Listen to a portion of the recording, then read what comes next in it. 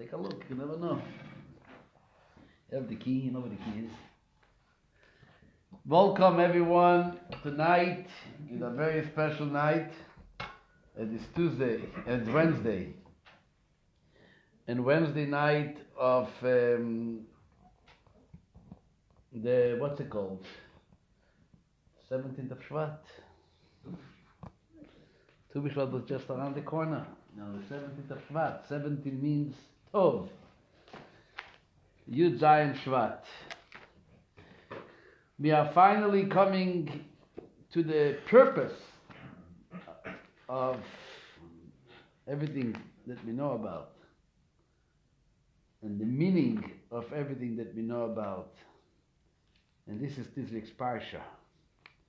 This Parsha, it's called Parsha Yitro. The name somehow doesn't give away the real happening in this Parsha. You hear the name Yitro, so you think Yitro. Who was Yitro? You're going to learn that he was a priest. He was an idol worshipper. He had a nice daughter. He married a nice young Jewish man, Moshe. So it's going to be a story about Moshe's father-in-law. But when you open this Parsha, the Parsha Yitro, which is not such a long Parsha, it's actually a shorter Parsha, I believe, than last week. It's only 72 verses. And last week was 117 verses, 116 verses. But this Parsha is the Parsha which shares the most important thing that we have in our life. And this is the Torah. The Torah of the Torah. From Bereshit till now was all stories leading to this Parsha. It started off with the big story of Genesis, creation, Abraham, Isaac, and Jacob, the birth of the tribes, the descent to Egypt, the exodus from Egypt, the plagues of Egypt. And where is it all heading to? As they say in Yiddish, Tachlis.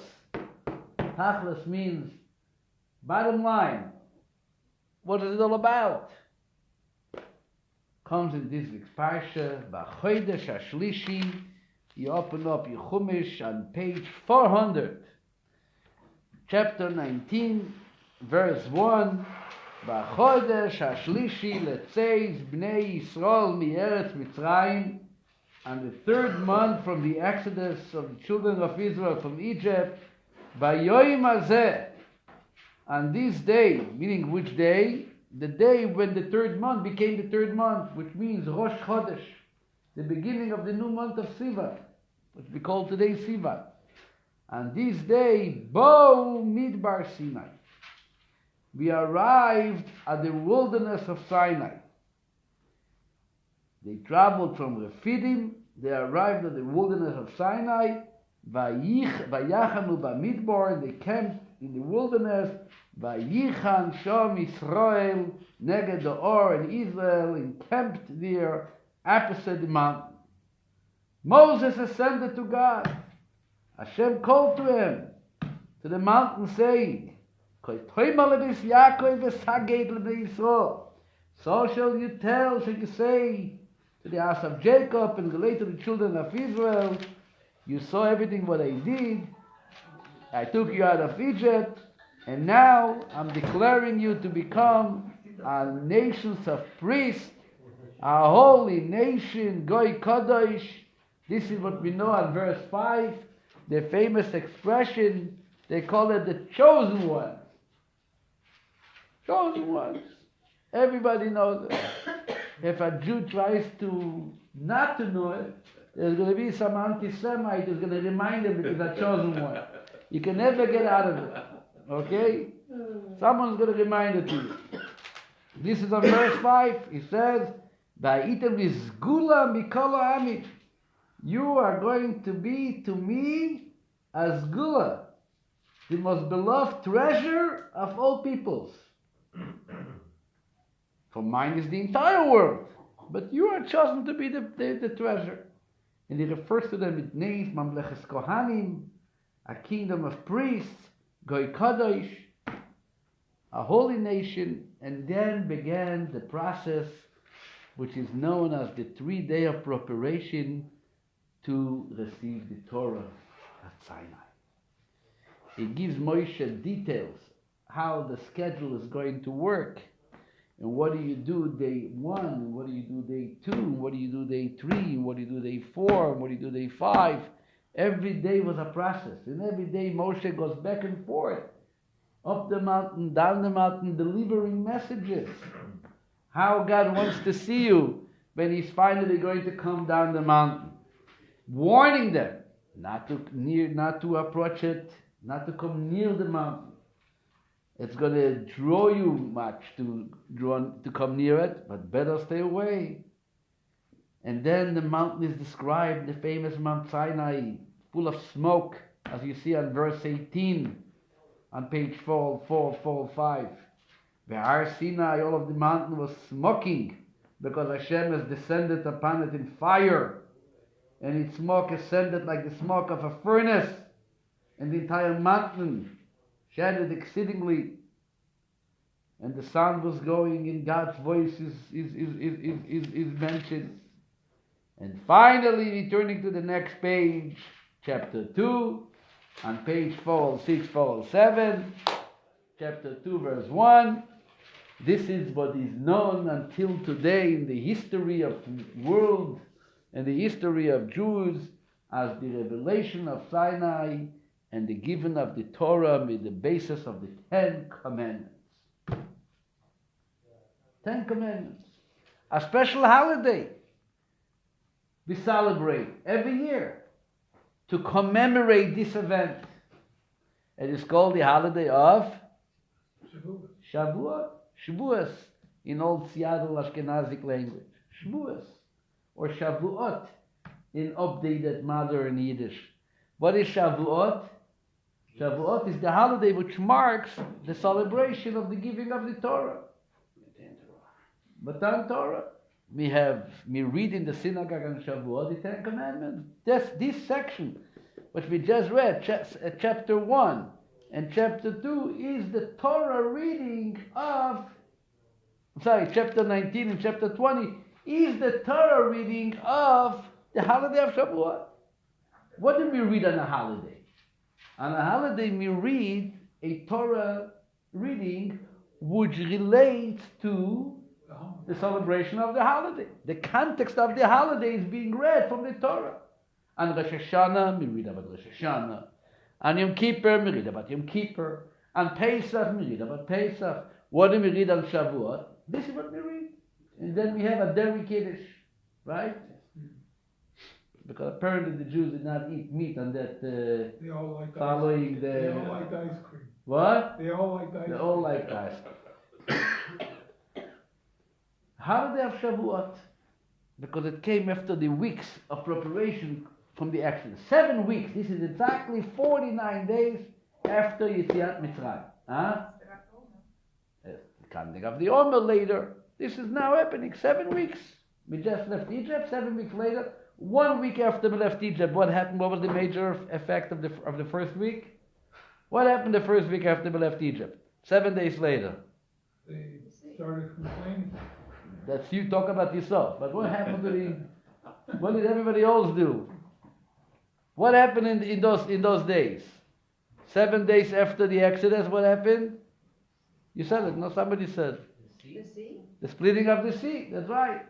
The splitting of the sea happened 7 days after the Exodus.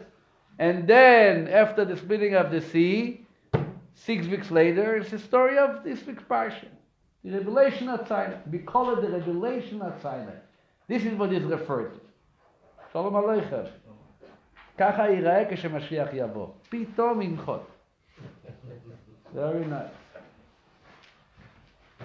So this is the story. So when you come to this Parsha, and you read chapter 20, and you read about the 10 Commandments, so everybody knows basically what the 10 Commandments are. Starting with the first one, and the first one is what? Anoichi Hashem Elokecha, I am Hashem your God, which means the story in the mitzvah to believe in God. This is the mitzvah. The fifth commandment, for example, we all love the fifth commandment, those who have children, or those who are children to our parents. What is that? Honor your father and mother. The fifth commandment. The fourth commandment, also our favorite one, at least here at the Eastside Torah Center, Shabbos is a beautiful commandment. We are very happy to have Shabbos. What is the 10th commandment? The 10th commandment is what we are going to discuss tonight. A little. We discussed some of it in the previous years, and we're going to discuss more of it tonight. The 10th commandment is on verse 14, page 412 or 413 in the English. What does 10th commandment read? Says the Torah, Loi sachmoid beis re'echo. You shall not covet your fellow's house. Loi sachmoid eishes re'echo. You shall not covet your fellow's wife. Ve'avdoi is manservant. Ve'amosoi is maidservant. Ve'shoiroi is ox. Ve'chamoiroi is donkey. Ve'koil asher lereyecho, nor anything that belongs to your fellow. This was the 10th commandment. Following this commandment, the next verse says that the entire people saw the thunder and the flames, the sounds of the shofar, the smoking mountain. They were trembling as they stood from afar. This is the story. What does it mean, loitachmoit? What does it mean, do not covet? What does it mean, don't be, you should not be chomed? So this is obviously a subject which is being discussed by our sages, both in the Talmud, qualified by the Rambam, Maimonides, and the Shulchan Aruch, which we're going to mention some of those sources. And we're going to see what do our sages offer a practical guideline to deal with this commandment called do not covet. The question is obviously a very simple and obvious question. If you translate the way it's written literally, lachmod. Lachmod means in Yiddish, the teacher was translating with tarnished glusten. What does glusten mean? To be jealous. Literally, you have a friend at a house, and you went to visit that house. And you walked in the house, and you saw that inside the house and outside the house looks much nicer than your house. A beautiful, comfortable couch, very nice tables and chairs, a china closet, a nice set-up kitchen, space, and Alexa, and Chveizvadort, and all the different tools are making their noise, and it doesn't even have to turn on the light. It just says, let there be light, and there is light, and it says, let there be air conditioning, there's air conditioning, and maybe it's even more advanced. There's a chip in his brain which is connected to the monitor of the house, and just by thinking about what he wants and how it should be, it's happening already. Gewaldig. This is like even Mashiach's days. We didn't imagine it should look as good. And the mortgage is paid. More than anything. That's important. Oh, now it's time to be jealous. Time to be jealous.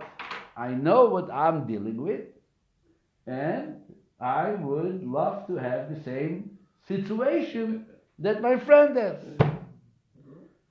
Comes the Torah and says, Lo tachmoid, do not covet. Sorry. What do you mean not covet? You're telling my heart what to desire and what not to desire. We know that we are all trying to be very religious, and certain things are easier than others, and other things are more challenging than others.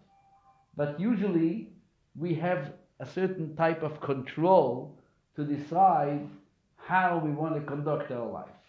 I'm hungry, I'm starving, and I'm walking by a McDonald's, or I was stuck in the airport with a late flight and a delayed flight, and finally a canceled flight, the way usually it happens, it gets delayed until they tell you it's canceled, and now you're here. And you did not eat because you didn't even take food with you because you were planning to be home. This is a short trip. It was meant to be like a 5-hour trip from New York to what's it called? To Seattle. 5 hours? And now you're stuck. And you're hungry, you waited and waited and waited and waited, and there's a hot dog stand, and there is you don't want to just take a bag of chips. You control yourself. So you control yourself. You take water, you drink coffee and another coffee, and you get a headache, and you dream about all kinds of fantasizing about all kinds of foods, but ultimately you control yourself. No one is going to go over to a hot dog stand and buy a non-kosher hot dog just because he's starving and he's hungry. Yeah, if you die, then obviously you would be allowed to eat a hot dog. There would be a question. But as long as you can control yourself, you can control yourself. So you see that when something relates to an activity, you can say no.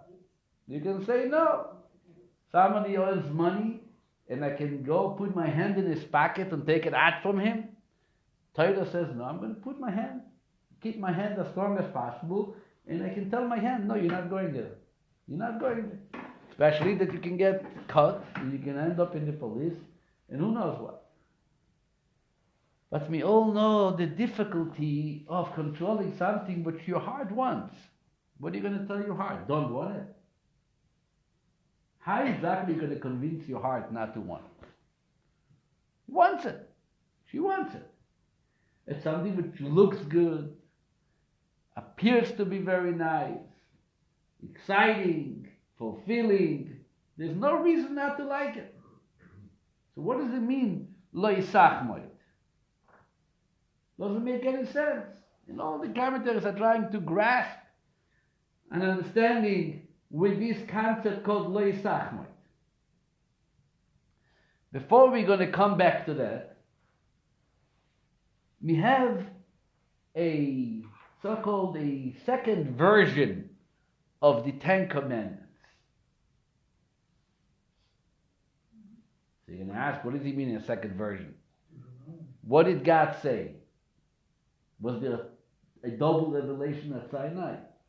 No. There was one revelation.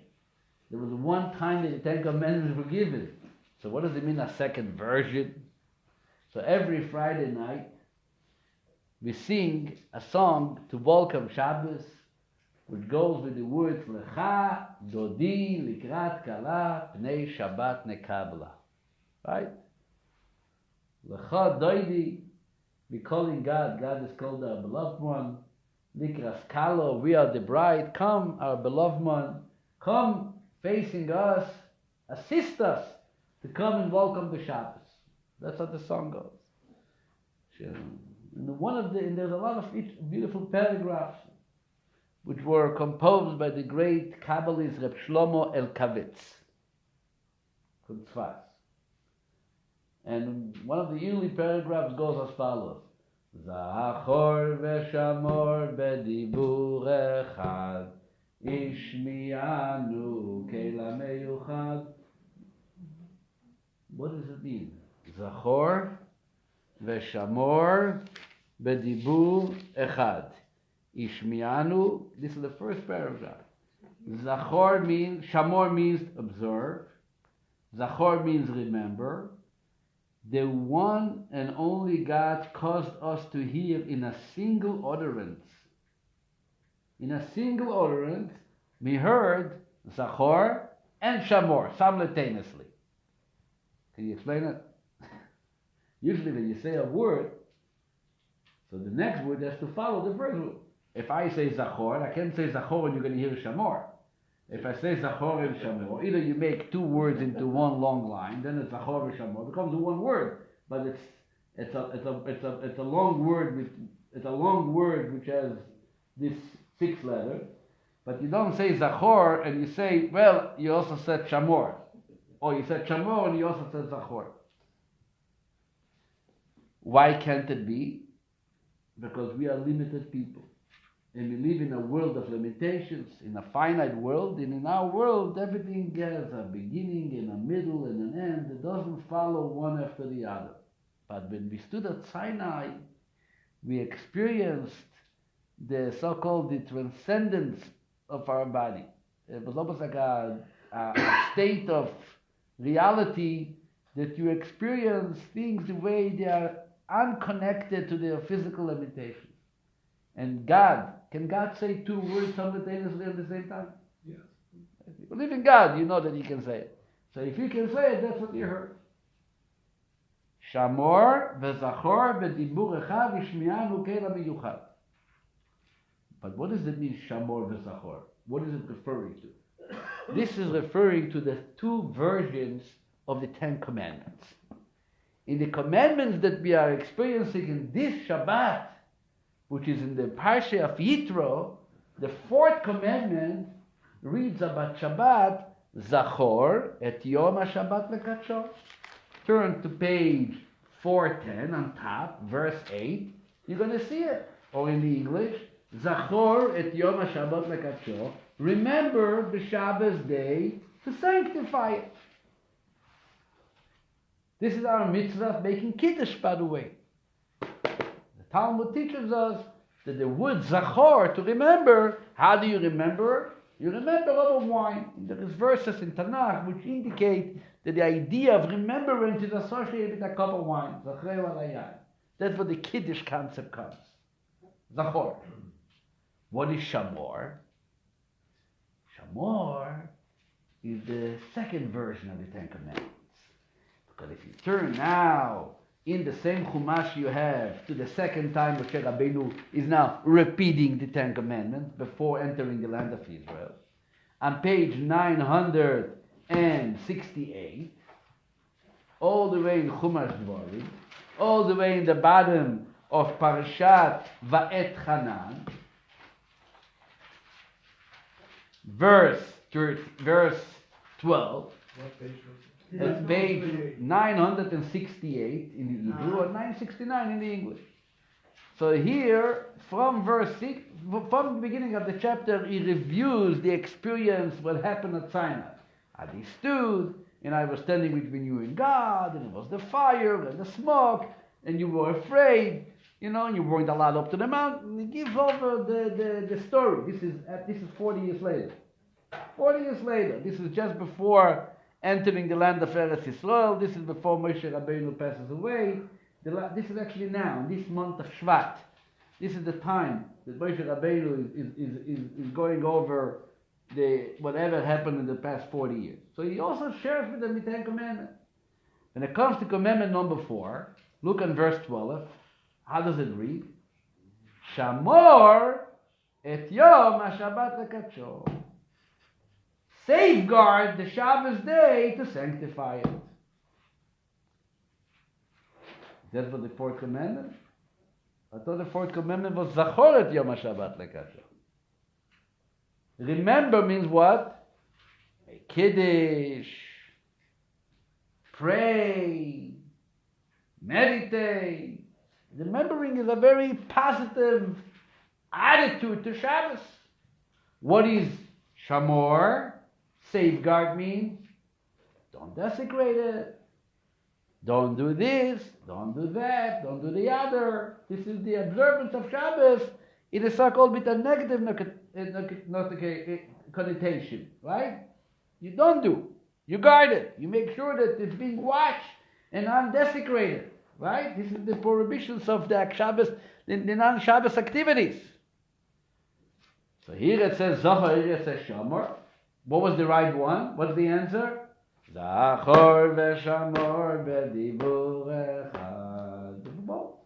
Fine, shkoyach. Now let's see, and this is our discussion tonight, how the 10th commandment is being read at the end of 40 years. Turn the page. Page 970. Honor your father, lo tirtzach, lo tin'af, lo tignov. Oh, verse 18. What does the verse say? And I want to please all the Chumash from both sides so we can compare notes and to see if there is any differences, and if there is, let's try to make sense of it. Verse 18 starts, Velo tachmod eshet reyecha, in English, and you shall not covet your fellow's wife. Let's see, what does it say by us? No. By us it says the first thing, don't covet what? Beit reyecha, your friend's house. Here, we are meeting the house, and then we're going to find out the next thing, there's a wife in the house. Somehow, suddenly we're finding a homeless woman. There's no house. There's just a wife without a house.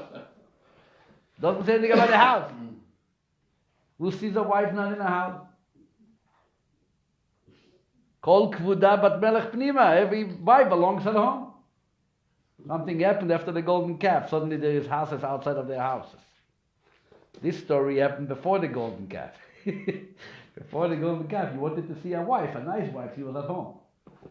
After the golden calf, the world became a little polluted, and suddenly you can find a wife without a house also. Anyway, let's move on. So we have one question. Here it says house, here it starts with wife. Next, what does it say next? No. Oh, no. It is, but it isn't. What does it say next? Let's read Hebrew. Velo tit'aveh beid reyecha. Do you remember the word tit'aveh? Desire. Thank you. In English, what does it say? You should not desire the what? Your fellows. What happened to the coveting which was discussed in the Chumash Parsha Yitro? We didn't have the word titaveh. We didn't have the word desiring. The word that was used in the original text of the Ten Commandments was what? Lo tachmod. Do not covet. Suddenly it becomes what? Taiva. Lo titav. Taiva, a desire. What's the difference between coveting and desiring? Okay, move on. Beit reyecha, house. Good. Next. What else comes after the house? Sodeyu is field. We didn't have a field before. Right? Suddenly there's a field. Weiter. Avdoi is manservant. We had it before too. Va'amoso is maidservant. We had it too. Shoiro is ox. We had that too. V'chamoiro is donkey. We had it too. V'koil asher lereyecha, and all that belongs to him. We had that too. So the only difference is three differences. Difference number one is that it starts here with a house in Parshas Yisro, and in Parshas Vayeschanon it starts with a wife. Difference number two is that here it does in Parshas Yisro there is no mentioning of desiring, right? There's no mentioning of desiring. In Parshas Vayeschanon suddenly there's a new term, tit'aveh. It's like two prohibitions. It's almost like there's 11 commandments suddenly. Lo tachmod velo titaveh. You shouldn't covet and you should not desire. And number three, here it does mention field, and there suddenly in Israel there's no mentioning of field, and here there is mentioning of field. Yeah. Well, in the original there's also manservant, and in the later one it is his slave. In English, they translate both manservant. Here they say avdoi, manservant, and here too they say avdoi. Same word. In Hebrew, it's also the same word. Eved. Eved, same word. The truth is, my dear friends, I'm only trying to focus on the Ten Commandments, but each one of the commandments, like just we showed the Zachor v'Shamor, each one of the commandments has some changes, some small changes, some major changes, and obviously everything was b'dibur echad. The question is, why was it revealed to us in B'Mishud Sinai in one way, and how come when Moshe shares it with us, it becomes a second way? This is something which is being discussed by all major commentators.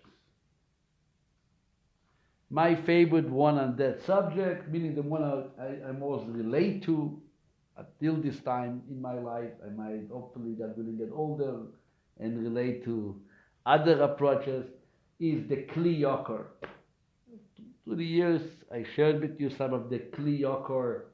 Kli Yakar was a famous rabbi in Prague. He was actually the rabbi at the same time of the Maharal, over 500 years ago. And when I was in Prague, I was very surprised, not surprised, it was very interesting to see in the cemetery of Prague that they are both buried right next to each other. The Maharal, Rabbi Yitro Lovi, and the Kli Yakar is right next to them. One grave next to the other grave. And those graves are still standing for over 500 years. Are they still standing in the cemetery? I believe you were in Prague, you told me. They were both standing in the cemetery, in the old cemetery of Prague there. Even the Nazis, Yimach Shemam, did not destroy the cemetery of Prague. At least that cemetery. There were other cemeteries that they did destroy, but that cemetery remained untouched. The Kli Yakar has a beautiful approach, and every word makes, takes its fitting into the approach. He basically discusses that the original Ten Commandments was more universal. The second set of commandments was more individual. Because if you remember, and I'm not going into it, I just want to give you the little insight. What is it based on? If you remember, there are verses in Tanakh, especially in Tehillim, which indicates that God tried to introduce the Ten Commandments to all the nations. They didn't want it, each one for a different reason. So one of the nations, adultery was too much of a problem to keep away from. Another nation, we can assume murdering was a problem to trying to stay away from. And for some nations, honoring our parents was a problem that they tried to keep away from, right? Each one had its problem. So they were introducing the Ten Commandments. So obviously the Ten Commandments have to have a universal message, because Hashem is speaking to all of them. When Moses is speaking the Ten Commandments before entering the Eretz Yisrael, this is already after the decision that only the Jews are getting on this Torah, because we said what? In this Parsha, what do we say? Seven Ishma. So at that point, we become the honors, and it only spoken to us. So that really explains a lot of the differences. For example, Shamor, guard the Shabbos. As long as the idea was to remember the Shabbos and commemorate that this is a 6-day, God created the world in 6 days, and rested on the 7th, that was a message that even the nations of the world could have related to it too. That meant for them too.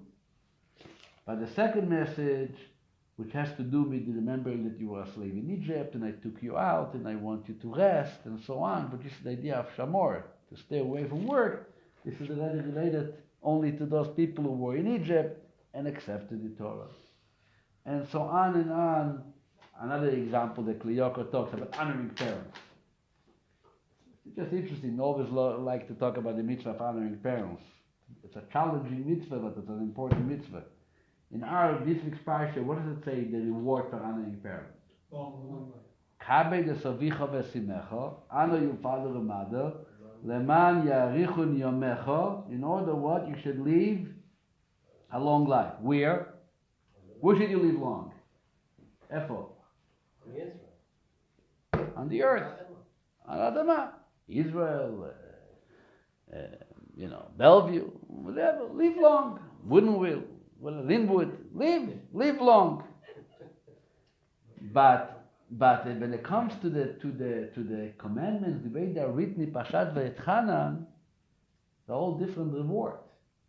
Look there, verse 16. Kabed et avicha v'et imecha, honor your father and mother, kasher tzivcha Hashem Elokecha like God you told you, leman yarichun yamecha, in order what? You should live, what's yarichun yamecha? Long life. Uleman yitavlach. Suddenly there's a new addition. Yitavlach, he should provide good to you. What does the Gemara say? What does yitavlach mean? I would think that it means you should live a long life, but it should also be a good long life. I shouldn't have to, spending my long life in an adult home, God forbid. I mean, you should have a lot of parnasa, but I'm not, nothing personal, but, no, the Gemara says no. The Gemara says no. What does the Gemara say? What does the Gemara say? What's the difference between long life and a good life? The long life is throughout your life. Here in this world, ala adamo, lemani tav loch, that life should be bestowed with goodness, is referring to where? Olam haba, in the world to come. What happened to these three words in the original Ateres HaDivros? As long as it was a universal message, says the Kli Yakar. Life in this world, I can promise you, no one is promising them a life in the world to come. Once it's becoming a message individually and specified to Am Yisrael, now we got to talk about Olam Haba too. Then Tavloch. And onward and on, by the way, the Rambam says, well, no, don't get nervous. The Rambam says that the pious of the nations of the world will get the world to come too. When you get up to that now, after 120, don't wait for me, I know you're a little older. So once I arrive, you can use me as an advocate, and I will tell, I'm sure you're going to get into paradise before, but if you have any trouble, tell them that Rabbi Farkash says that the Rambam says that the pious of the nations of the world are deserving a share in the world to come. Okay? Anyway, so back to so this is going back and forth. This is unbelievable stuff, right? This is our central discussion, our central theme of life is the Ten Commandments.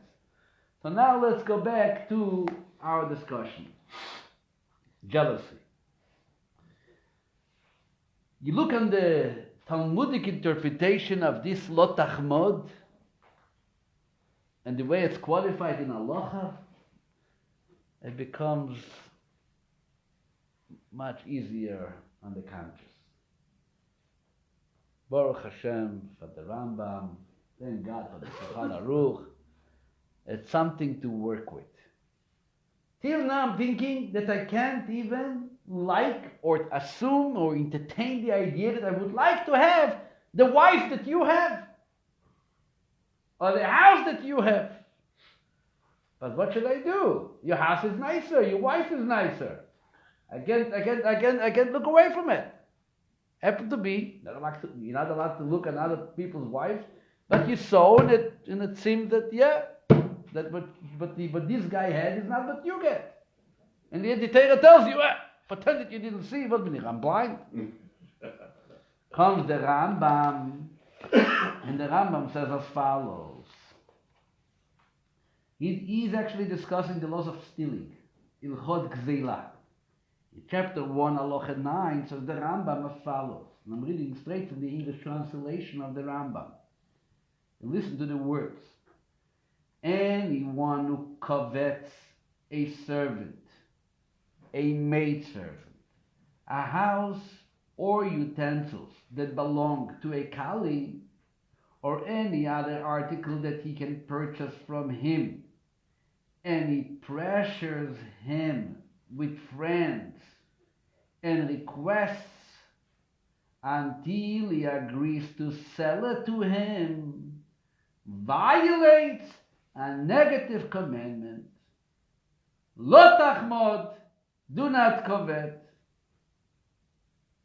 And he's not violating the commandment until he actually takes possession over the article that he covets. Erster Meiser.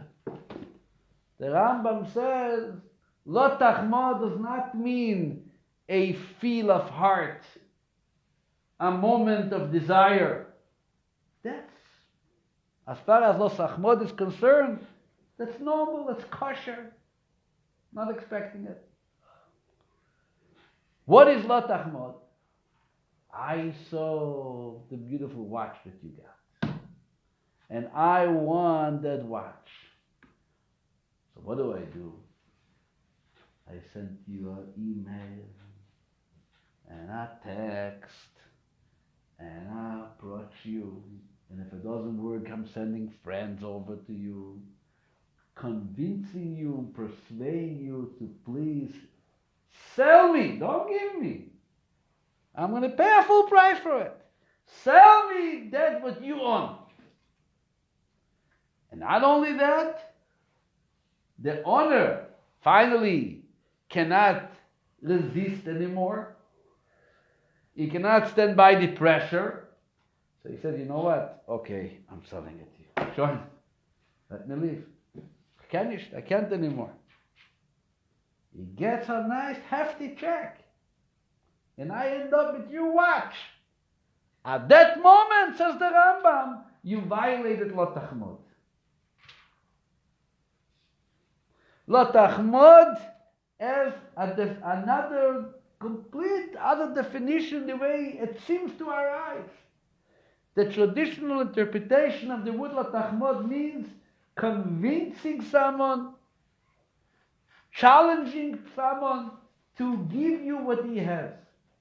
I like your wife, so I'm going to make sure to convince you to divorce her so I can marry her. Obviously, you're not going to marry a woman who belongs to somebody, but you're going to make so many mices, even in maybe a good way. Convince the guy that his wife is a bad woman and he can get something much better because you want to get older.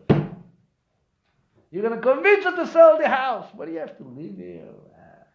This house for you. Come on. You really belong. You have to leave it in Beverly Hills. This is not. It rains over here the whole time.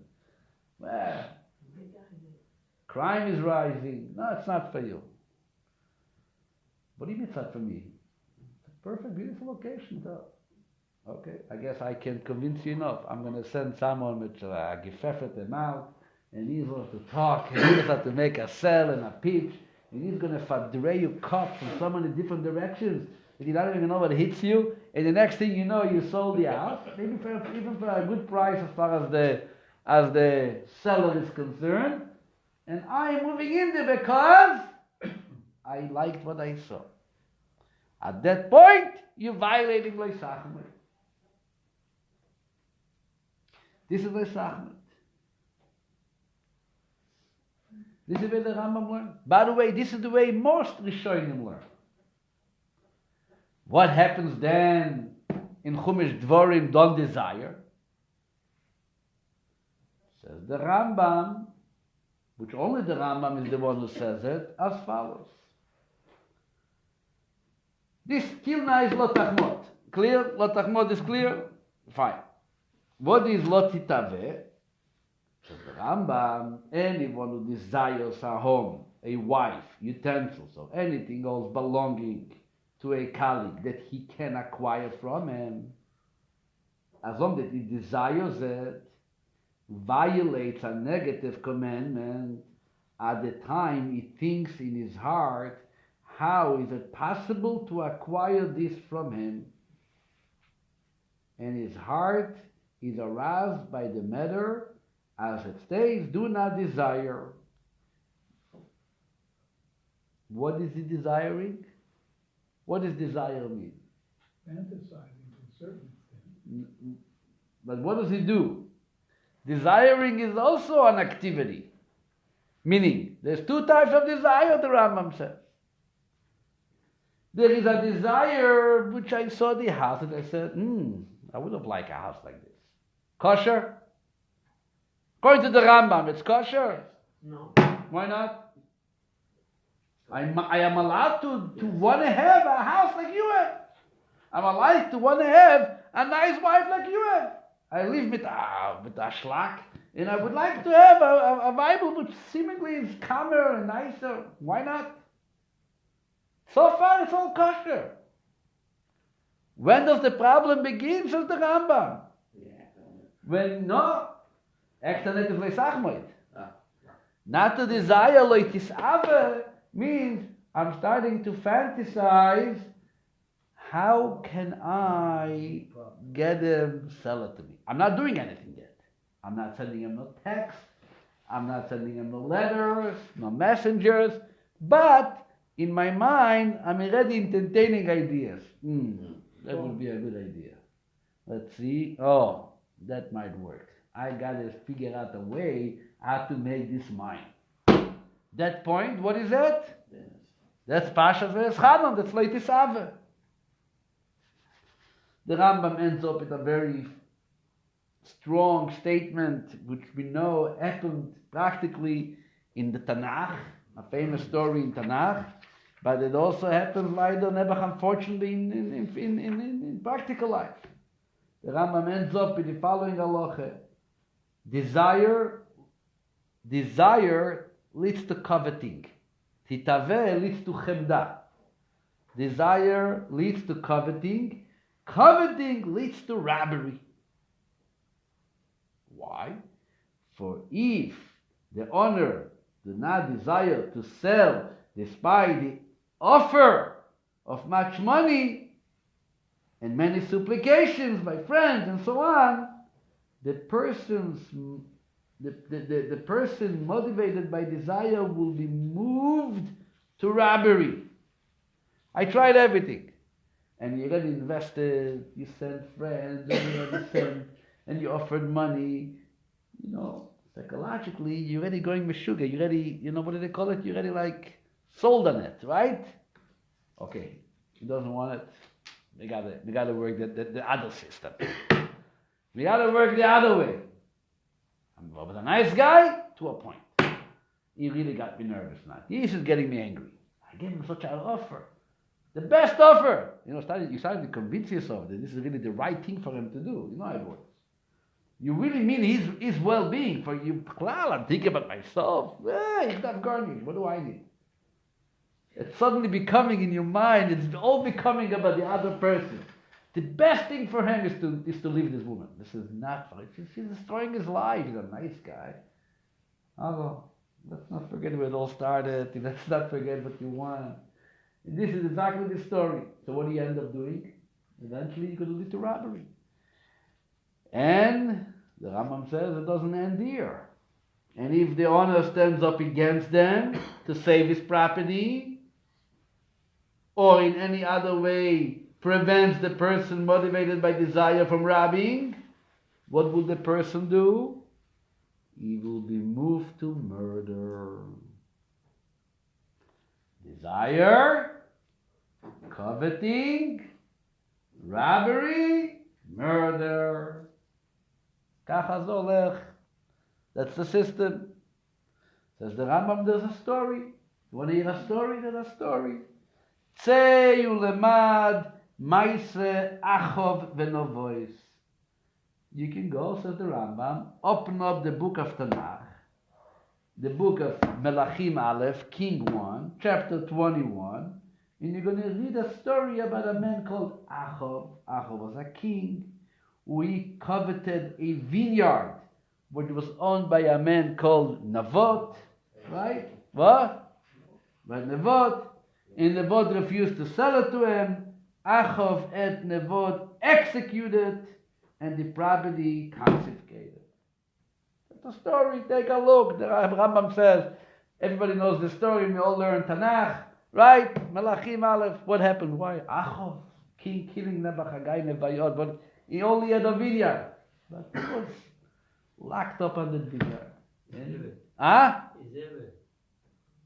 Izebel was the Rebbe. That's always your fault.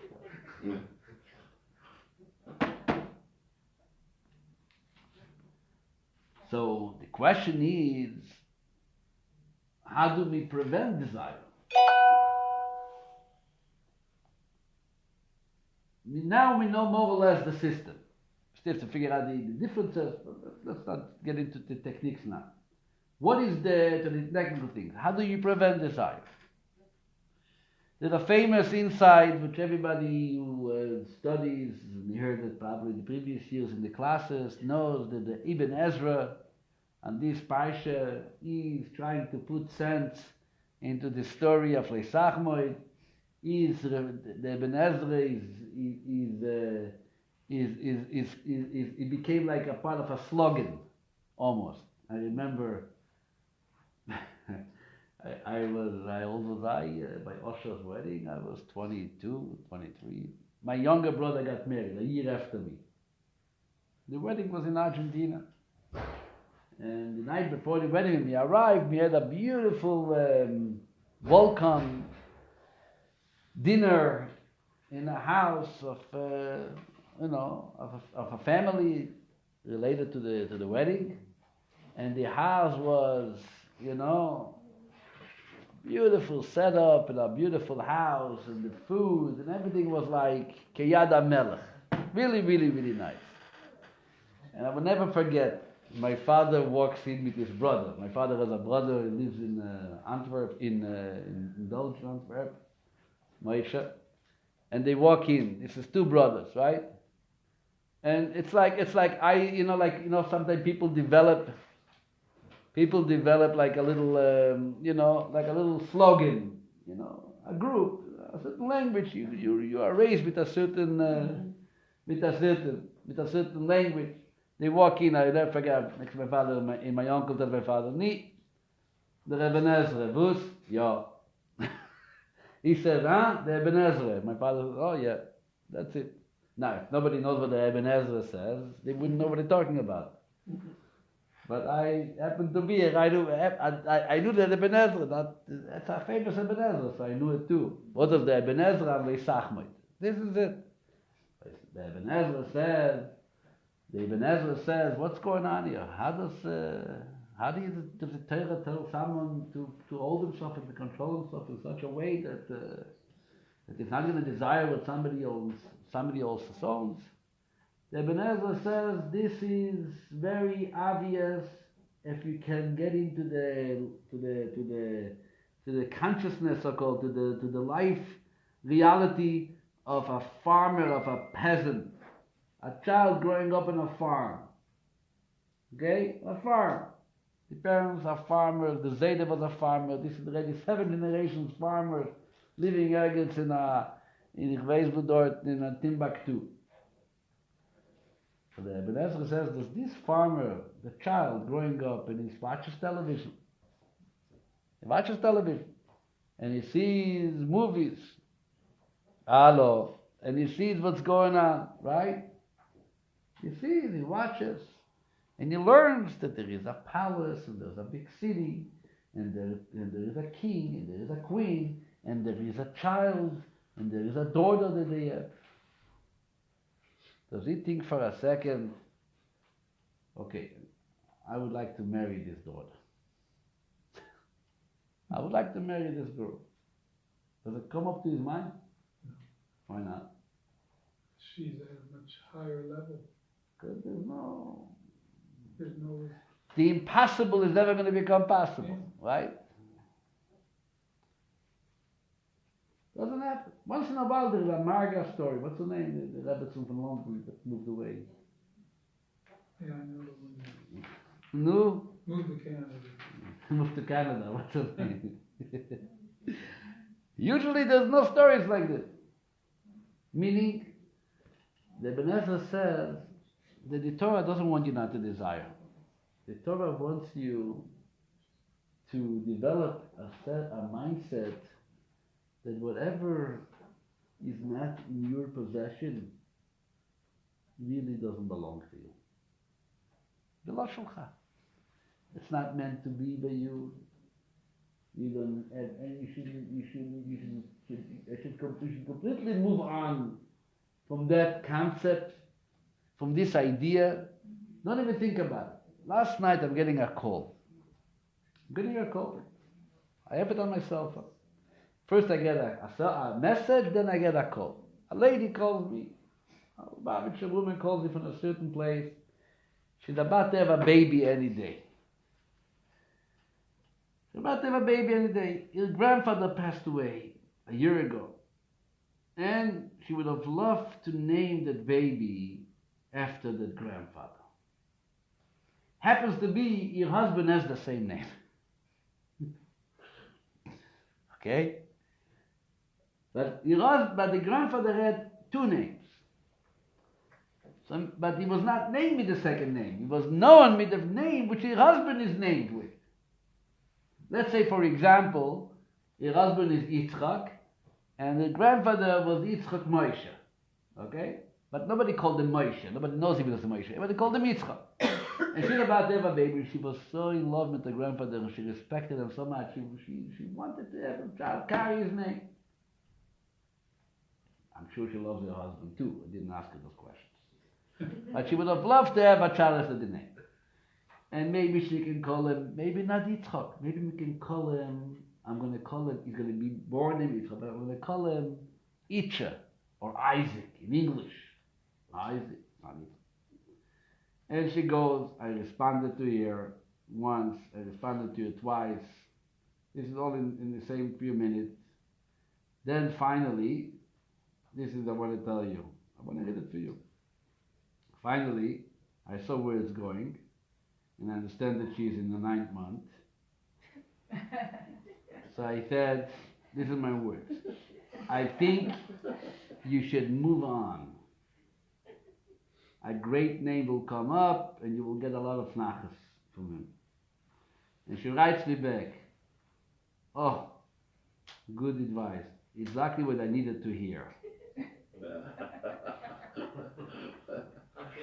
What was the great advice? There was no great advice here. She didn't come up with any creative, magic of making a new type of Yitzchak name.